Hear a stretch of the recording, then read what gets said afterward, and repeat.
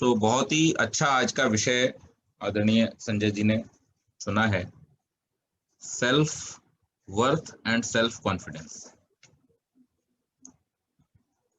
सच पूछिए, मैं आज कल से ही एक्चुअली आज के इस रजिस्ट्रेशन प्रोसेस के लिए गुरुकुल के एग्रीमेंट के इतना ज्यादा मेंटली इन्वॉल्व था कि I didn't even see what is the topic for today. I just saw when I came here in my other mobile that this is the topic for today. But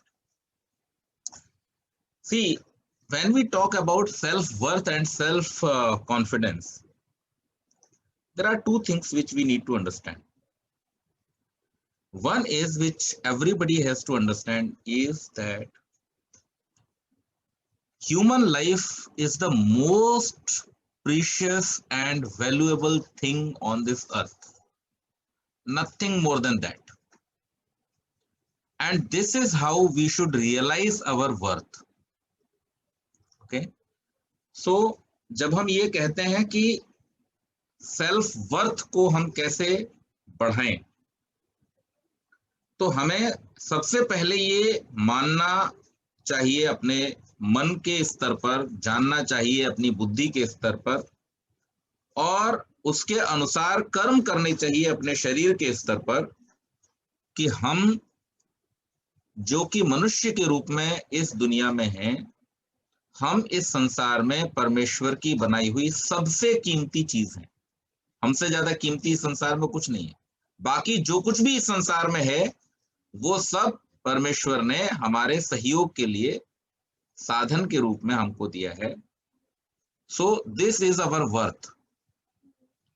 and now where the confidence comes from, when we realize this, that we are the most precious, most valuable asset ourselves, then the confidence comes in.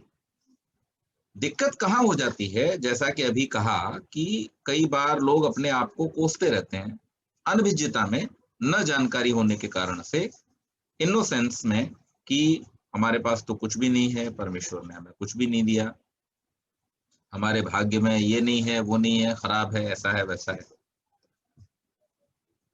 लेकिन जब हम इसकी value का आकलन करते हैं जो हमें मिला है, देन एक्चुअली वी रियलाइज कि वास्तव में हम बहुत भाग्यशाली हैं, और इस भाग्यशाली होने को वास्तव में हमने कभी भी रियलाइज नहीं किया, इसलिए हम अपनी न वर्थ को समझ पाए, ना ही अपने अंदर कॉन्फिडेंस हम डेवलप कर पाए। तो जैसा अभी संजय भाई साहब ने कहा कि हमें थैंकफुल होना चाहिए, सुधा दीदी ने भी यही बात कही कि हमें थैंकफुल होना चाहिए। Thankful for what we realize. हम किसी को थैंक यू कब बोलते हैं? जब हम ये रियलाइज करते हैं कि किसी ने हमारे साथ में अच्छा किया है, किसी ने हमें कुछ दिया है, तो हम उसको तपाक से थैंक यू बोलते हैं। लेकिन जब तक हम ये रियलाइज नहीं करेंगे कि उस परमेश्वर ने हमको क्या क्या दिया है और कितना हम भाग्यशाली हैं, तब तक ना तो हम अपने वर्थ को रियलाइज कर पाएंगे और ना ही हम अपने सेल्फ कॉन्फिडेंस को बढ़ा पाएंगे। तो फिर से रिपीट करता हूं, सबसे पहला कदम जो अपने जीवन में सेल्फ कॉन्फिडेंस और सेल्फ वर्थ को बढ़ाने के लिए है, वो ये है कि to realize what we have got. Second step, अब जो हमें मिला है उसमें हमें आत्मविश्वास और आत्म मूल्यांकन करना है कि हम इसको बेहतर कैसे बना सकते हैं, और उसके लिए हमें अपनी एबिलिटीज को फाइंड आउट करना है कि हमें किस एक यूनिक, किस एक स्पेशल पावर के साथ में, एबिलिटी के साथ में परमेश्वर ने भेजा है। हर व्यक्ति के पास कुछ न कुछ विलक्षण प्रतिभा, क्वालिटी होती है। अभी आप सबको थोड़े दिन पहले की एक घटना याद होगी। एक महिला है जिनका नाम है रानू मंडल, और वो एक बहुत ही साधारण, या जिसे कहना चाहिए निर्धन पृष्ठभूमि से आती है। बैकग्राउंड उनका बहुत, अभी कुछ एक दो वर्ष पहले तक लेकिन उनके पास में एक कला थी कि वो बहुत अच्छा गाती थी, और उन्होंने वो गाना जारी रखा। और एक दिन ऐसा आया कि जब एक गाने की परख करने वाले ने उनके गाने को सुन लिया, और उसके बाद में उनका पूरा का पूरा जो जीवन है वो बदल गया। तो अभी जिस बात से ध्रुव ने शुरू किया था कि पत्थर वही है, लेकिन उसको जज करने वाले लोग जो हैं वो अगर सही हैं तो वो उसकी सही कीमत लगाएंगे, वो अगर सही नहीं है तो उसकी कीमत ठीक नहीं लगा पाएंगे कई बार। लेकिन यहाँ बात चूंकि सेल्फ की है, तो हमें ये देखना है, हमें ये समझना है, हमें ये जानना है कि मनुष्य जीवन बहुत ही मूल्यवान है। ये ऐसा है कि जिसमें हमारे पास में अपार संभावनाएं हैं। आप एक गधे से, एक कुत्ते से, एक तोते से, एक खरगोश से, एक शेर से, एक हाथी से ऐसी कोई अपेक्षा नहीं रख सकते कि आपने अगर उस हाथी को कुछ सिखा दिया, ट्रेन कर दिया, तो वो अपनी उस ट्रेनिंग से किसी दूसरे हाथी को जाकर के ट्रेन कर पाएगा। ऐसा संभव नहीं है। आपने अगर बहुत अच्छी, बहुत मेहनत करके किसी तोते को कुछ सिखा दिया बोलना, वो तोता और तोतों को बोलना सिखा पाएगा? ऐसा संभव नहीं है। लेकिन मनुष्य के पास में परमात्मा ने ये इतनी बड़ी शक्ति दी है कि वो जो कुछ भी सीखता है उसको वो अगली कई पीढ़ियों तक, युग युगांतर तक प्रसारित कर सकता है, आगे भेज सकता है, कंटिन्यू कर सकता है। सबसे बड़ा उदाहरण इसका ख्याति जी ने जिसे कोट किया, हमारे वेद और शास्त्र आज से लाखों करोड़ों वर्ष पहले जिनका आविर्भाव हुआ, जो ऋषियों ने अनुभूत किए, और उन शास्त्रों को परंपरा से, शिष्य गुरु की परंपरा से हमारे पास तक आज यथावत उनको लेकर के आए। ये ह्यूमन लाइफ की वैल्यू है। This is the worth of human life, and you are expected by Almighty to do what you are sent for. आमतौर पे होता क्या है, अपनी वैल्यू न पहचान पाने के कारण से, आत्मविश्वास के न होने के कारण से हम अपने आप को ऐसे कामों में लगा देते हैं जो हमारी वैल्यू को कम करने वाले हैं, बढ़ाने वाले नहीं। हमें जिस काम के लिए भेजा गया है, जिस रूप में हमारा जन्म हुआ है मनुष्य के रूप में, तो हमारे जीवन का कुछ उद्देश्य है, और उस उद्देश्य की प्राप्ति को जो नहीं बनाता अपना लक्ष्य, बल्कि अन्यान्य चीजों में, जैसे अपने आप को अधिक वैभवशाली दिखाने के लिए जो बहुत सारा धन इकट्ठा करने में लगा रहता है। अब एक साधारण सा क्वेश्चन अपने आप से कीजिए, क्योंकि विश्वास कहां से आता है? सत्य की पृष्ठभूमि से विश्वास आता है। आप किसी भी व्यक्ति पर कब विश्वास करने लगते हैं? जब आप देखते हैं कि सामने वाला जो बोलता है सच बोलता है, इसलिए आप उस पर विश्वास करना शुरू करते हैं। तो सेल्फ कॉन्फिडेंस कब आएगा, आत्मविश्वास कब आएगा? जब आप अपने आप से सच बोलेंगे। तो अब आप अपने आप से सच बोलना शुरू कीजिए, अपने आप से प्रश्न करना शुरू कीजिए, और उसका सही सही उत्तर अपने आप को दीजिए। और वो क्या है? जब आप अपने आप से प्रश्न करेंगे, सबसे पहला प्रश्न, धन साधन है या साध्य है? Is this a tool or the goal? Then you will find an answer within yourself that it is a tool, it's not the goal. Car साधन है या साध्य है? मकान साधन है या साध्य है? And when you will start questioning yourself कि all these things which I am spending my entire time into or for, are they really worth being a goal or they are just tools for achieving my goal? Then you will find कि नहीं, ये तो केवल मेरा गोल प्राप्त करने के लिए कुछ साधन है कि घर में बैठ करके मैं अपने आप को सुरक्षित रख सकता हूं ताकि मैं अपनी साधना कर सकूं, अपने आप को जान सकूं। धन के कारण से मैं कुछ ऐसे साधन प्राप्त कर सकता हूं जो मुझे सुविधा देंगे, जिससे मैं अपने आप को अपने रास्ते पर चला सकूं, अपनी साधना के मार्ग पर, अपने आत्म ज्ञान के मार्ग पर आगे बढ़ा सकूं, मुक्ति के लक्ष्य तक पहुंचने के लिए अपने आप को आगे बढ़ा सकूं, दूसरों की सहायता करने का जो मेरा ध्येय है उसको मैं प्राप्त कर सकूं। ये सारे के सारी चीजें जो हैं, यहां तक कि जब हम शास्त्रों को पढ़ेंगे, वेद को पढ़ेंगे, तो हमें पता चलेगा यज्ञ भी क्या है, साधन है या साध्य है। तो वहां पर यज्ञ भी साधन है, साध्य नहीं है। साध्य का मतलब होता है टारगेट, गोल, अचीवेबल। और जब तक ये सच हम अपने आप से नहीं बोलेंगे रोज कि हमारा टारगेट क्या है, क्या प्राप्त हमें करना चाहिए, किसके लिए हमें प्रयास करना चाहिए, तब तक विश्वास हमें अपने ऊपर नहीं होगा। फिर कोई व्यक्ति अपने आप को ऐसे संतुष्ट करना चाहेगा कि मैं अपने पास में अगर 2 बढ़िया गाड़ी रखूंगा लग्जरी, तो मेरे मित्र मुझे प्रशंसित मानेंगे, मेरी प्रशंसा करेंगे कि वाह, आपके पास तो शर्मा जी 2 बढ़िया लग्जरी गाड़ियां हैं।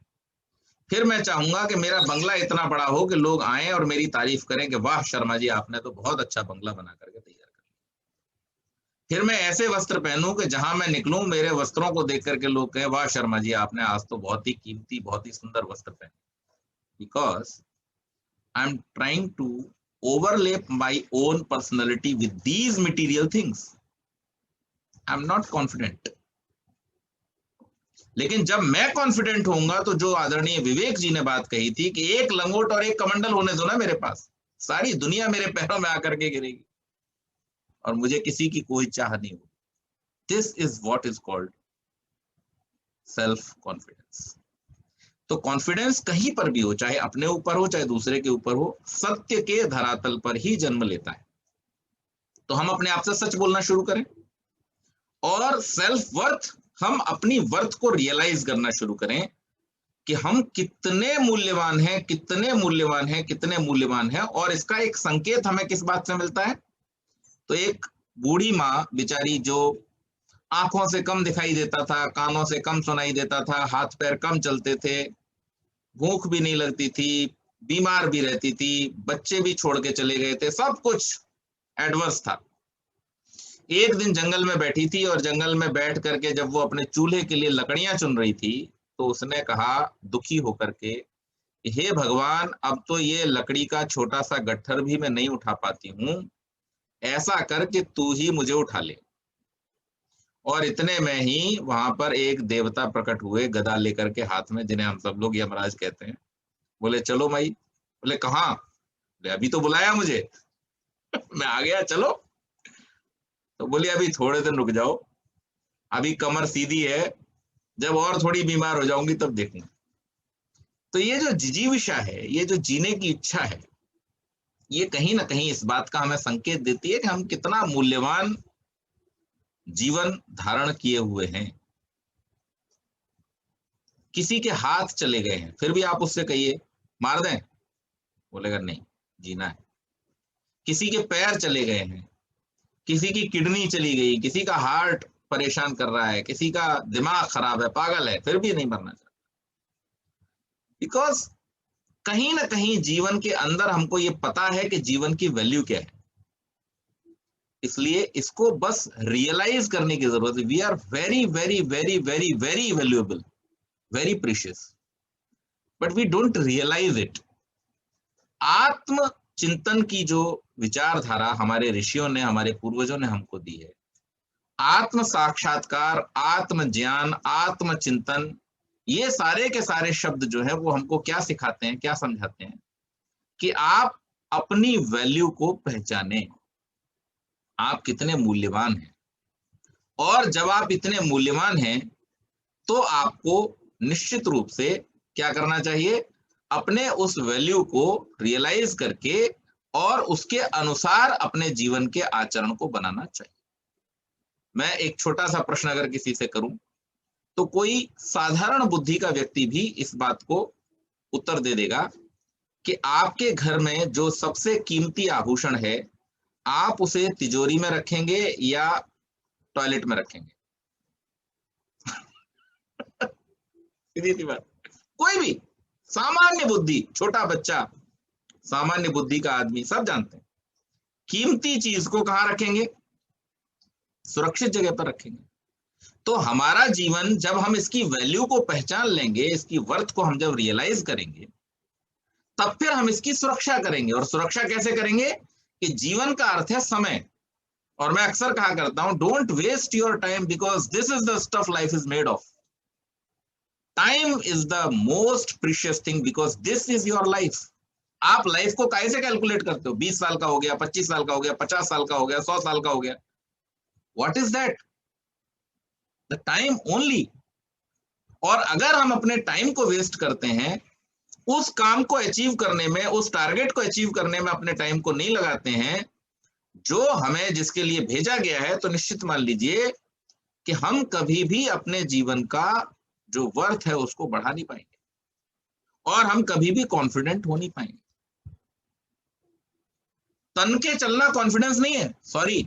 आजकल जो कहा जाता है ना, ही इज वेरी कॉन्फिडेंट, उसका वॉकिंग स्ट्रक्चर, वॉकिंग स्टाइल देखो, उसका अटायर देखो, उसका ये देखो, उसका वो देखो, उसके जूते देखो कितने शाइनिंग है, तो कॉन्फिडेंट है। It's not confidence, it is actually that fellow is not confident, and because of that he is just trying to hide himself under these things. This is the reality, bitter reality of life. कोई व्यक्ति बहुत ज्यादा गहने पहन करके, बहुत ज्यादा आभूषण लगा करके, बहुत ज्यादा मेकअप लगा करके क्यों जाना चाहता है? Because he knows that he is not looking beautiful, that's why he is going like that. If somebody realizes that yes, I am beautiful and I don't need any artificial thing, then he will never use any makeup. Why we use makeup? Sorry ladies, बुरा ना माने, मैं इसलिए नहीं कह रहा हूं। Makeup का मतलब मेरा everything that we wear on.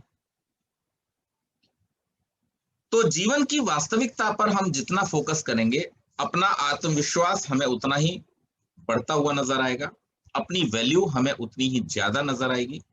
और कई बार आप लोगों को मैं बहुत कठोर साउंड करता हूँगा, but it is required sometimes, क्योंकि जीवन के सत्य अगर हमें समझने हैं तो कई बार हमें कड़वे सचों को भी अपने जीवन में धारण करना पड़ेगा, अपनाना पड़ेगा, तभी हम सच के पास पहुंचेंगे। And today's topic requires this, कि हम जीवन की सत्यता को समझे, हम किन चीजों में लगे, हम कॉन्फिडेंस बढ़ाने में लगे। कॉन्फिडेंस कभी बढ़ता नहीं है, never.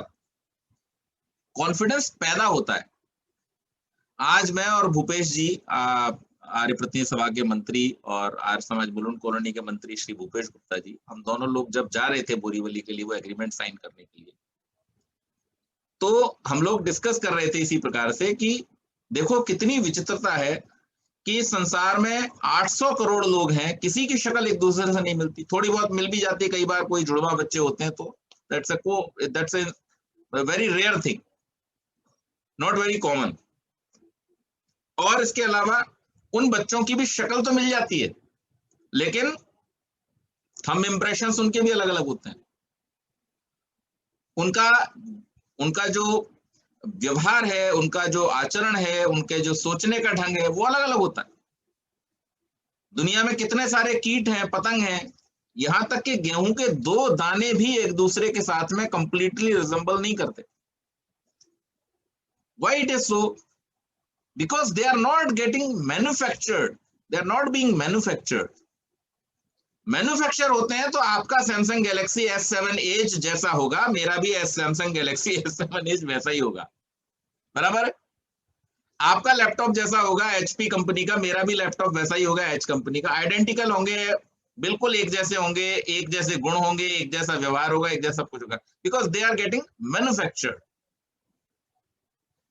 But creatures are creatures because they are created, and when something is created, then creator keeps a difference in everything that he creates.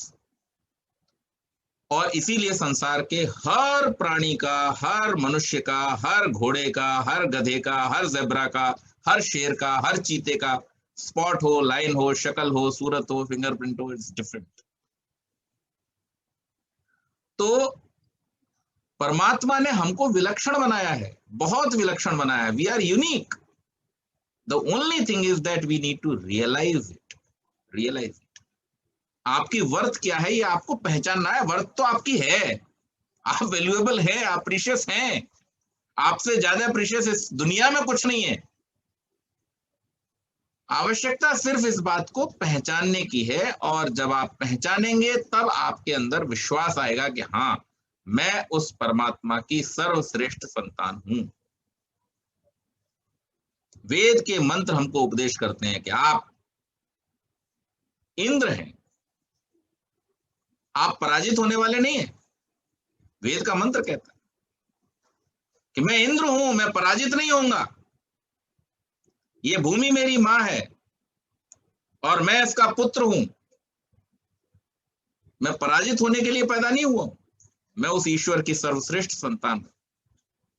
आपको ये रियलाइज करने की, और फिर रियलाइज करके उसके अनुसार आचरण करने की जरूरत है। आपको वो आचरण करने की जरूरत नहीं है जो बाकी सामान्य पशुओं के लिए, पक्षियों के लिए है। आहार निद्रा भय मैथुनम च सामान्य में तत् पशुभिर नराणाम धर्मो ही तेषाम अधिको विशेषो धर्मेण ही न पशुभिः समान। तो आहार निद्रा भय संतान उत्पत्ति ये सब जीवों में हो रहा है, सब में हो रहा है। वो भी अपना खाना खाते हैं। आपको रसगुल्ले में मजा आता है, गधे को घास में मजा आता है। तो आपने क्या अच्छा कर लिया, आपने बहुत बढ़िया व्यंजन बना के खा लिए, उतना ही मजा गधे ने घास में ले लिया। तो आपने क्या बढ़िया किया। आप रसगुल्ला खा के ज्यादा बीमार पड़ जाओगे, गधा घास खा के जिंदगी भर स्वस्थ रहता है, मस्त वजन उठाता है, कुछ भी करता है। बराबर। आपको जो नींद अपने बिस्तर पर आती है, एक गधे को वही नींद घास में आती है। तो आपने क्या स्पेशल कर दिया। आपको भी जिन चीजों से डर लगता है, दैवीय आपको आपदाओं से, आपका कोई शत्रु है आपसे ज्यादा शक्तिशाली है, उसको भी उसी चीज से डर लगता है।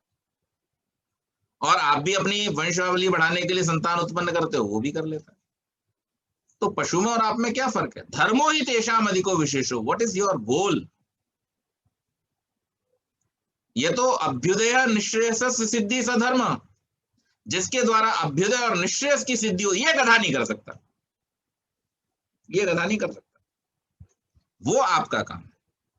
तो जो मनुष्य अपने पुरुषार्थ को अपने धर्म अर्थात अपने जीवन लक्ष्य की प्राप्ति में लगाते हैं और उसके लिए पुरुषार्थ करते हैं, उसके लिए प्रयास करते हैं, अपने ज्ञान की वृद्धि करते हैं, तप करते हैं, एफर्ट्स करते हैं, वो वास्तव में कॉन्फिडेंट होते हैं। उनको किसी चीज से डर नहीं लगता। महर्षि दयानंद को एक बार कहा गया कि आप अगर हमारी सरकार के बारे में, हमारे शासन के बारे में उल्टा सीधा बोलेंगे और अगर आप जनता को इस बात के लिए भड़काएंगे कि वो स्वतंत्रता की लड़ाई लड़े, तो आपको उठा करके बंद कर दिया जाएगा, परेशानी हो जाएगी। स्वामी जी कहते हैं आप हमारी उंगलियों को मोमबत्ती बना करके जला दो, फिर भी हम यही कहेंगे। ये होता कॉन्फिडेंस। और ये कॉन्फिडेंस तब आता है जब आप सत्य के नजदीक होते हैं, जब आप सत्य को धारण करते हैं। विश्वास, आप इस पर विचार कीजिएगा, मैं अधिक समय नहीं लूंगा। हमने शुरू देर से किया है लेकिन समाप्त हम समय पर करेंगे, और इस विषय को हम चाहें तो हम दोबारा भी आगे डिस्कस कर सकते हैं। लेकिन एक विचार मैं आपको दे रहा हूं, इस बारे में विचार करें कि हम कॉन्फिडेंस को बाहर से बोरो करने में क्यों लगे हैं। हमें अपने ऊपर कॉन्फिडेंस करना है, अपने आप को जानना है, और अपने आप को जानने के लिए अपने सत्य को हमें पहचानना है, अपने आप को सत्य के पास लेकर के जाना है। तो हमें अपने आप विश्वास हो जाएगा। जिस दिन हमें अपने ऊपर विश्वास हो जाएगा, उसी का नाम आत्मविश्वास है, उसी का नाम आत्म मूल्यांकन है, और उसी के द्वारा हमें अपनी वैल्यू का पता चलेगा। तो ये थोड़ी सी चर्चा मैंने की, कोई प्रश्न हो तो आप लोग पूछ सकते हैं। बहुत बहुत धन्यवाद। पंडित जी बहुत बढ़िया, और lots of things to ponder about, and I am sure हम सब अपने जो सेल्फ वर्थ को बहुत अच्छे से आइडेंटिफाई और रिफ्लेक्ट कर पाएंगे, बिकॉज कई बार वो छुप जाता है दुनिया की भागदौड़ में। जैसे आपने कहा, बहुत देर हो जाती है जब तक हम रियलाइज करते हैं। मेरा खाली एक ये प्रश्न था कि जब फेलियर्स आते हैं हम नॉर्मली काफी कॉन्फिडेंट रहते हैं बिकॉज हमारे पास या तो स्किल होती है या फिर और चीजें होती हैं जो हमने सीखी होती हैं, बट जब फेलियर आते हैं तो कुछ टाइम के लिए सेल्फ कॉन्फिडेंस डगमगा जाता है। तो is it because of a weak self confidence या नेचुरल है कि आपको थोड़ा सा लो फील हो और आप वापस बाउंस बैक करें? देखिए, मनुष्य में इच्छा, द्वेष, प्रयत्न, सुख, दुख, ज्ञान, ये स्वाभाविक लक्षण है। ये समस्त पशु पक्षियों में भी होते हैं। जितने भी जीवधारी हैं सबके अंदर, जो आत्मधारी हैं उनके अंदर इच्छा, द्वेष, प्रयत्न, सुख, दुख, ज्ञान होता है। इसमें सुख और दुख क्या है? When we achieve what we desire to, हम खुश होते हैं। When we sometime don't achieve, तो हमें थोड़ा सा खेद होता है। लेकिन ये ऐसा ही है जैसे हमने किसी चीज के लिए पुरुषार्थ किया, मेहनत की, हमें नहीं मिला, लेकिन फिर भी हमको अनुभव मिला। इस सत्य को हमें पहचानना चाहिए, क्योंकि मैंने जैसा परसों के टॉपिक में कहा था कि हमारा जीवन कभी भी पीछे की ओर नहीं चलता।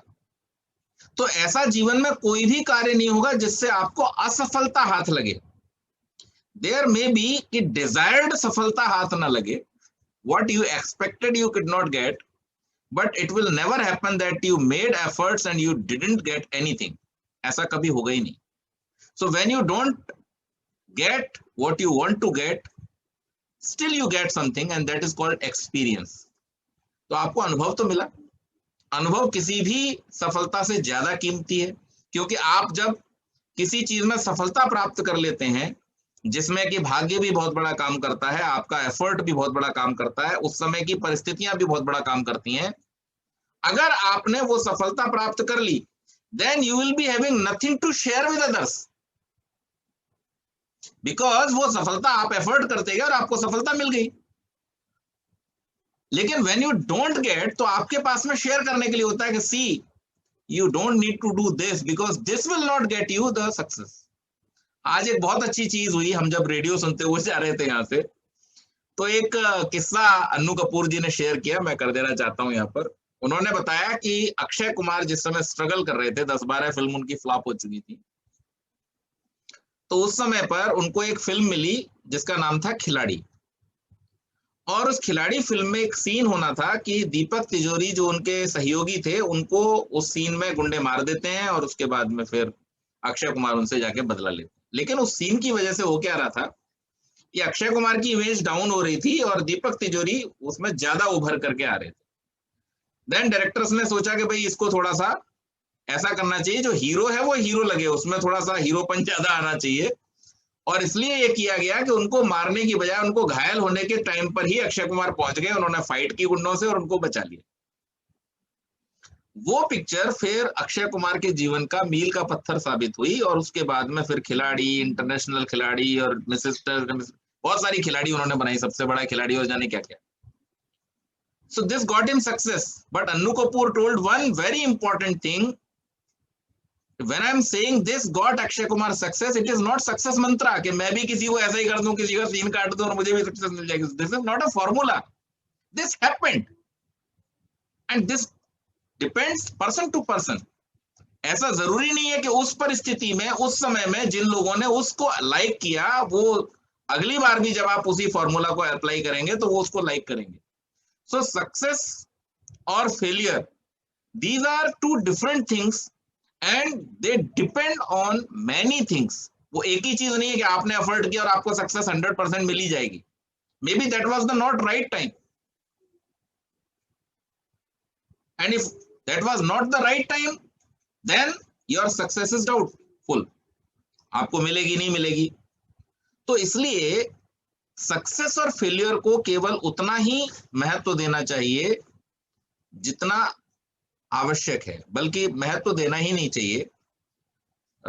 वो एक आइडियल स्टेट है कि वहां पर जाकर के हम जिसे कहते हैं सिद्ध सद्यो समो भूत्वा समत्वम योगम उच्यते, कि सिद्धि और असिद्धि में, जीत में हार में, सुख में दुख में जो समानता का अनुभव करने लग जाता है, तो वो एक बहुत आइडियल सिचुएशन है। लेकिन फिर भी हमें ये रियलाइज करने की कोशिश करनी चाहिए कि किसी भी एफर्ट का हमें कुछ ना कुछ परिणाम मिलेगा, ये निश्चित है। हमारी अपेक्षा के अनुसार वो हो ये जरूरी नहीं है, इसी को समझाते हुए श्री कृष्ण ने कहा है कर्मण्येवाधिकारस्ते मा फलेषु कदाचन। आप फल पे अधिकार जमाओ मत,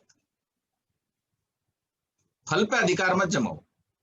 फेलियर कब आपको एहसास होता है? जब आप फल पे अधिकार जमा लेते हो कि इस काम के बदले मुझे यही मिलना चाहिए। नो, ठीक है जी।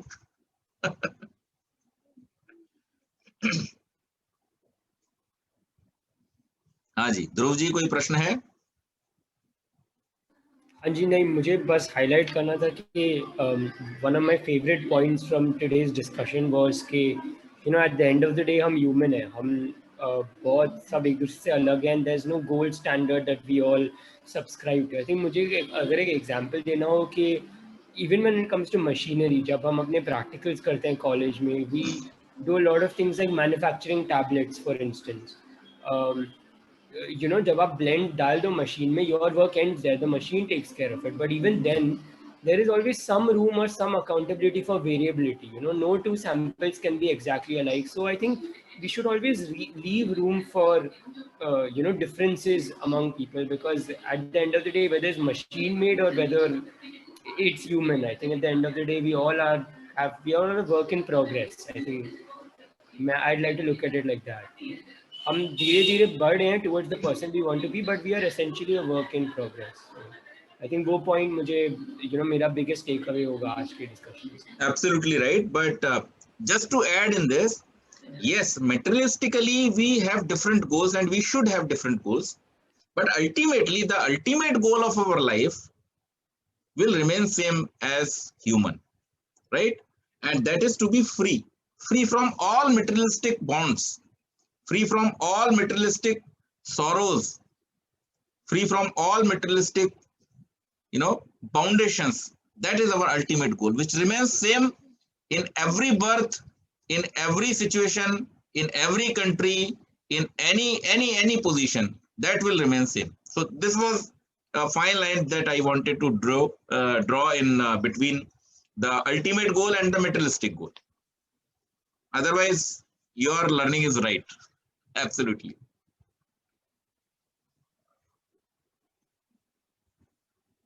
हाँ जी,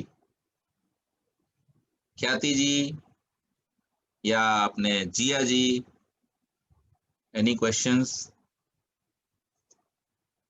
विवेक जी, एनी कमेंट्स? राजेश जी?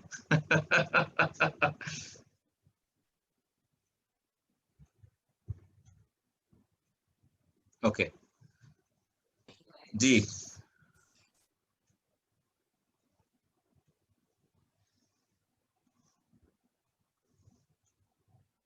सब लोग शांत हो गए, एकदम सन्नाटा हो गया, क्या बात है?